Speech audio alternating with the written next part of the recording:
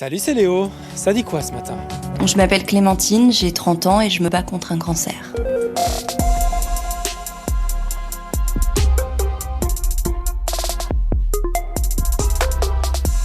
Ce vendredi 4 octobre, c'est pas un jour comme les autres à France Info. On n'est pas forcément habitué à te parler de nos vies derrière le micro, c'est pas les plus intéressantes, mais l'année dernière, on a perdu une collègue, elle, très inspirante. Clémentine avait 31 ans quand elle est morte d'un cancer des voies biliaires. Et pendant 18 mois, elle a choisi de raconter son combat contre la maladie dans un podcast, Ma vie face au cancer, écouté plus de 2 millions de fois et qui a beaucoup ému le monde de la santé. Tout à l'heure, on doit se réunir tous ensemble, comme une deuxième famille, pour rebaptiser un de nos studios en son nom, Clémentine Vergniaud, alors qu'un livre témoignage sort en librairie. Clémentine a 30 ans. Elle est journaliste à France Info. Je me souviens de la première fois où j'ai entendu ce mot de cancer. C'était le 15 juin 2022, je suis pas prête d'oublier la date.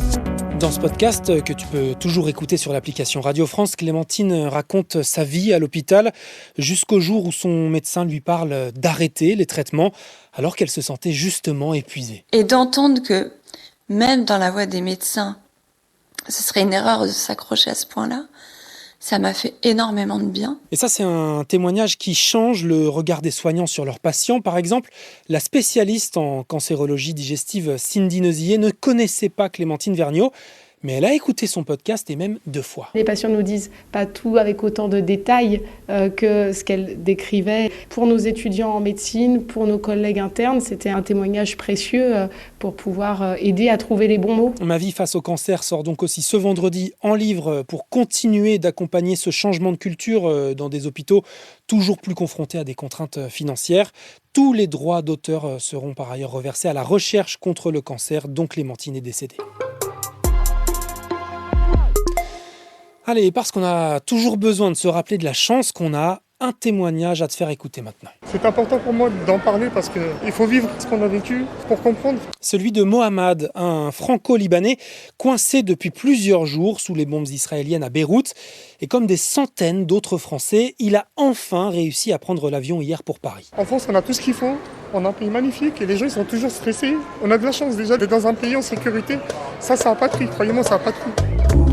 Cette nuit encore, Israël a mené de nouvelles frappes aériennes sur des positions du mouvement islamiste, le Hezbollah. Le gouvernement libanais, lui, estime que plus de 1000 personnes sont mortes depuis 2 semaines dans cette nouvelle escalade de violence, à 500 km au nord à peine de la Palestine. Lundi, ça fera 1 an que le Hamas palestinien a mené son attaque terroriste à Israël, 1 an que la guerre à Gaza a commencé.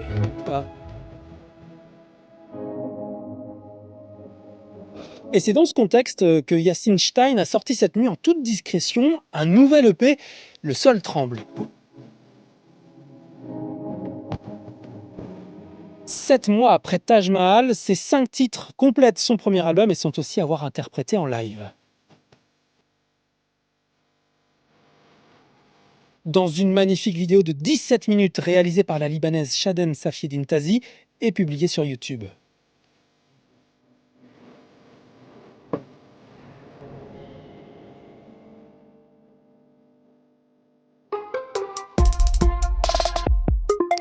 Dans le reste de l'actu, ce vendredi, les cours reprennent au lycée Samba-Seguin de Vénissieux, dans la banlieue de Lyon.